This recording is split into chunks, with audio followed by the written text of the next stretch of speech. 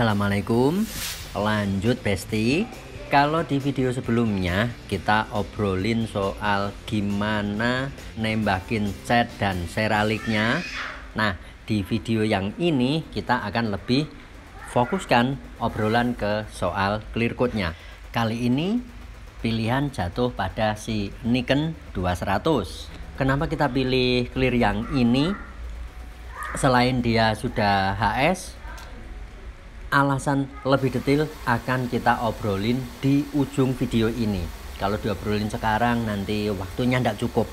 Nanti teman-teman pada mules terlalu lama dengar suara radio rusak ini. Oke, tetap kehati-hatian.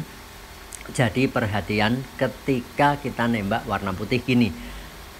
Intinya tetap don't make mistake, don't ever make mistake. Jangan pernah sampai kita bikin kesalahan, bikin kekonyolan, termasuk diantaranya ada kotoran yang masih nempel, ada misal warna hitam atau warna kotor bekas tangan kita pegang. Nah, itu akan jadi masalah. Kelihatan banget karena kontras dengan warna putih yang kelihatan bersih, terus ada noda, dia bakal sangat mencolok. Oke? Karenanya ini tadi panel coba kita usahakan sebersih mungkin dengan antisipasi di lap teklot dulu sebelum kita tembak pernis. Kemudian kita bikin terowongan di bagian bawah biar nanti sambungan clear coat-nya bisa halus. Kita juga nembak ndak terlalu kepikiran nanti kebablasan jangan-jangan. Nah, makanya di awal-awal tadi teman-teman bisa lihat bagian bawah yang tempat kita nyambung clear coat, tempat kita berhenti nembak clear coat, kita kasih masking dengan dikasih terowongan. Tujuannya apa? Untuk bikin dia ada nerobos. Kalau ndak dikasih terowongan nanti kelihatan ujung tembakan clear coat ada kelihatan garis begitu. Nah, kalau dikasih terowongan dia ada nerobos-nerobos, bakal tetap bisa kelihatan halus. Oke, kemudian ini spray-can yang kita pilih untuk joget kali ini si Sata 5000. Sebenarnya dia HVLP nozzle 1,25, tapi air cap kita ganti dengan yang RP. Kenapa kita pakai spray-can yang ini? Satu sisi kita lagi males pakai manometer, kebetulan yang body digital yang bisa untuk menganulir kebutuhan jerukan sekelas Honda yang relatif lebih lembut dibanding dengan misal jerukan Toyota. Untuk Mobilio ini kami melihat sedikit lebih lembut. Nah, kita pilih si WSB, kita ambil nozzle setnya yang ukuran 1,25. Dengan ukuran segini basically pada dasarnya akan mendapatkan hasil kabut semprotan yang butirannya cenderung lebih lembut dengan pressure yang sama, dengan cairan yang sama kental ketika dibanding dengan ukuran nozzle yang lebih gede. Oke, karenanya biar ndak pusing-pusing kita pakai si 5000 HVLP WSB body dan nozzle setnya, tapi air cap kita ganti RP. Kenapa? Biar tembakannya lebih basah, lebih keluar dagingnya, karena ini kita acara nembak clear coat. Kalau pakai yang HVLP, HVLP-nya Sata, tembakannya kering, tipis, dipakai nembak clear coat kita kurang suka. Kurang cepet. Nah, oke. Acara nembak clear kali ini kita usahakan nggak pakai jeda yang terlalu lama. Kenapa? Karena ini warna putih. Kalau sampai kejadian kita nunggu jeda antar lapis, ada saudara debu atau serbuan planet Namek nempel, waduh, amsong. Ambiar coy, pusing kalau kena kotoran-kotoran yang dia mendem di dalam clear coat-nya. Karenanya diusahakan kalaupun ada kotoran nempel, semoga tidak. Nah, kalaupun sampai kejadian nempelnya ada di bagian luar, karenanya kita pakai mode one flag attack alias tanpa jeda antara lapis pertama dan lapis kedua. Oke Besti, ini hasil tembakan yang sebelumnya. Hasil perjuangan kita ini sudah umur sekitar 30 atau 40-an menit ya, sudah mulai ndak nempel kalau ada kotoran yang jatuh. Tapi kalau misal dipencet dia masih bakal nyeplak jari sidik jari Besti. Kita dapat macam begini. Kalau ngomongin tekstur pernisnya, saya pribadi suka dengan hasil kerjaan yang kali ini. Terus kalau ngomongin butiran partikel seraliknya, saya pun kali ini merasa suka. Ini kita lihat masking. Nah, di sini dia kelihatan ada cat berikut seraliknya. Semakin ke sini, nah ini dia semakin tidak ada jejak cat ataupun seraliknya. Begitu kita lihat di panel, ini kita dapat sambungan warna macam kayak begini. Kalau dari jauh, ini kita dapat macam kayak begini.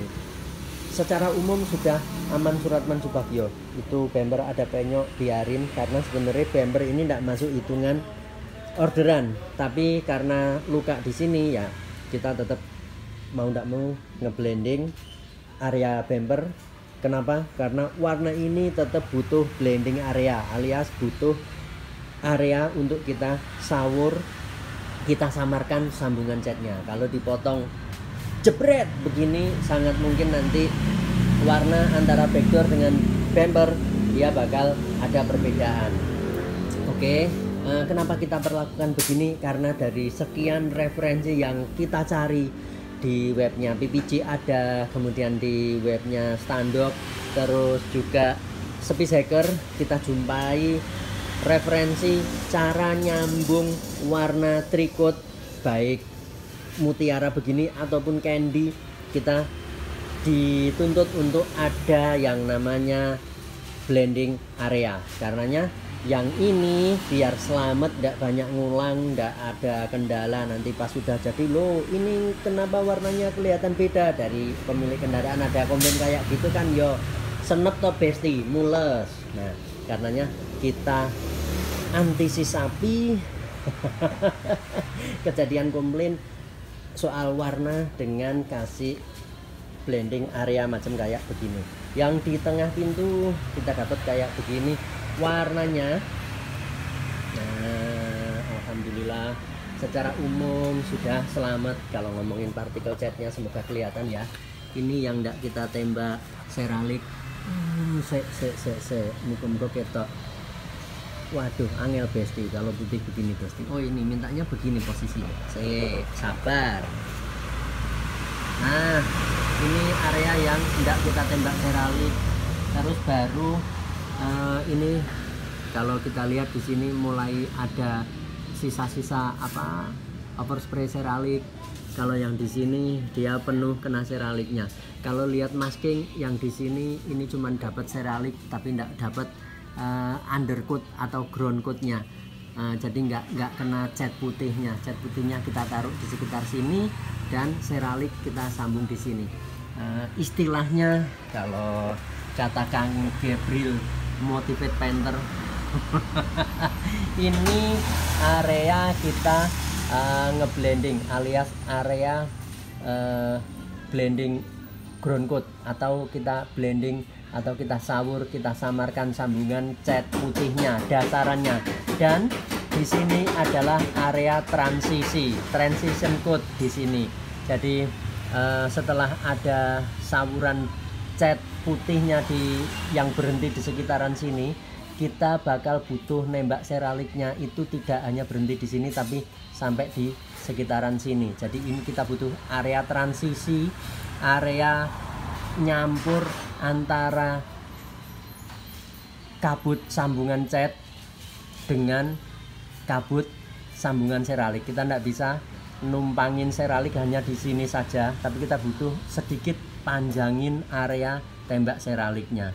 Nah, istilahnya sekali lagi, kalau di sini misal kita lihat masking di sini, ini ada masih terlihat jejak warna putih. Ini area blending undercoat, area sambung cat. Di sini kita lihat tidak ada jejak cat putihnya, tapi ada jejak seraliknya. Ini namanya area yang segini ini kurang lebih dia area transisi, area perpindahan antara kabut sambungan dasaran dengan kabut sambungan seralik. Hasilnya partikelnya macam kayak begini.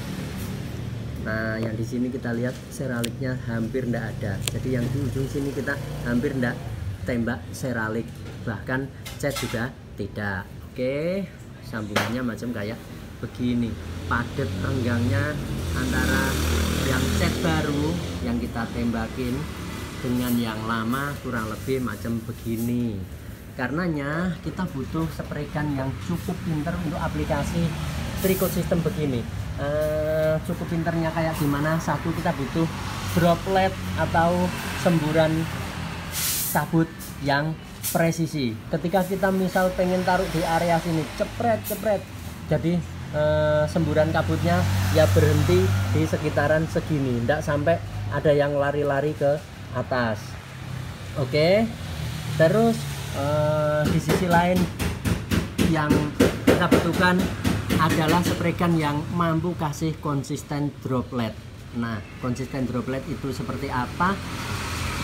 Spray gun yang mampu kasih butiran kabut semprotan yang relatif seragam. Jadi tidak kelihatan ada besar kecil hasil semprotannya kabutnya. Jadi dia relatif mau rata kayak pasir pantai. Oke, kurang lebih ya, semoga ini menggambarkan. Nah, kenapa yang kita ambil bagian kecil ini, karena ternyata area yang mudah kita lihat partikelnya di bagian sini. Yang di sini kesulitan kita lihat nah kalau di sini, nah ini mulai kelihatan tapi tidak sejelas yang di atas tadi. Oke, nah ini jadi kalau yang di sini sekali lagi ini tadi area transisi antara base coat, undercoat atau cat putihnya dengan seraliknya. Oke, nah kita dapat kurang lebih macam kayak begini. Oh, ini ada bayang-bayang cahaya, jadi tidak seberapa jelas yang di sini.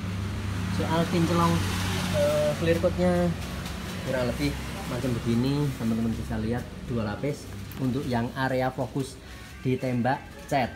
Terus di ujung sini ini tadi dan juga di ujung bumper ini hampir kita tembak hanya 1 lapis aja, kenyang. Yang pertama cuman kabut, cuman paling nyampe sini. Kenapa? Karena ini warna putih, kita butuh clear yang relatif cukup bening biar antara bagian yang ditembak dengan yang tidak dia relatif akan seragam warnanya. Kita coba bongkar celengan coy. Nah, jadi kalau clear coatnya tidak bening, biasanya antara pintu yang kita tembak clear ulang dengan ini panel di sampingnya yang tidak ditembak, dia ada kelihatan lebih gelap, antara lebih gelap panel yang barusan kita hajar. Nah, ini kita untuk si Nikon 200 kita dapat beningnya kurang lebih macam begini, karena ini warna putih, warna silver gitu, warna yang cerah, rentan ketika kita pakai clear yang tidak bening.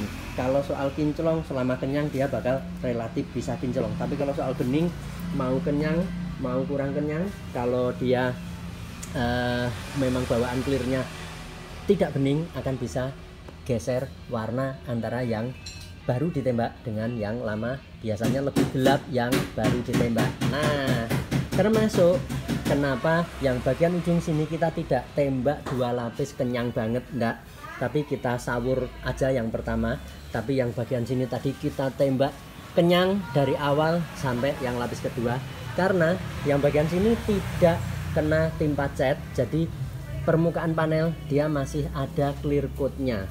Nah, kalau ini sampai ditimpa 2 lapis kenyang, akan resiko satu, yang di sini nanti terlihat terlalu kenyang dibanding dengan yang ada catnya. Terus bisa jadi nanti bikin warna antara panel yang baru ditembak clear dengan panel sebelahnya yang tidak ditembak akan lebih gelap yang baru ditembak. Kenapa? Karena clear coatnya terlalu kenyang. Oke, jadi selain clear yang bening, kita juga butuh perlakuan yang tepat. Jadi meskipun ini ditembaknya ndak 2 lapis kenyang, hanya 1,5 mungkin ya yang di area sekian tadi, tapi dia terlihat relatif cukup seragam kinclongnya, kenyangnya dengan yang bagian kita tembak dari pertama langsung kenyang. Kenapa? Karena yang di situ panel masih langsung ketemu dengan clear. Kalau yang di sini panelnya kita tembak itu clear, tidak langsung ketemu dengan clear tapi numpang di permukaan cat. Oke lur, sekian dulu perjumpaan kali ini ya. Oh Besti, saya kisah ngetren Besti.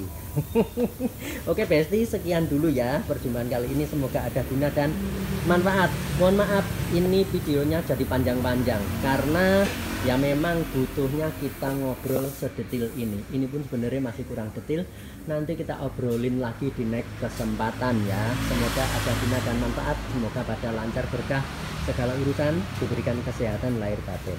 Jumpa lagi di next kesempatan. Assalamualaikum.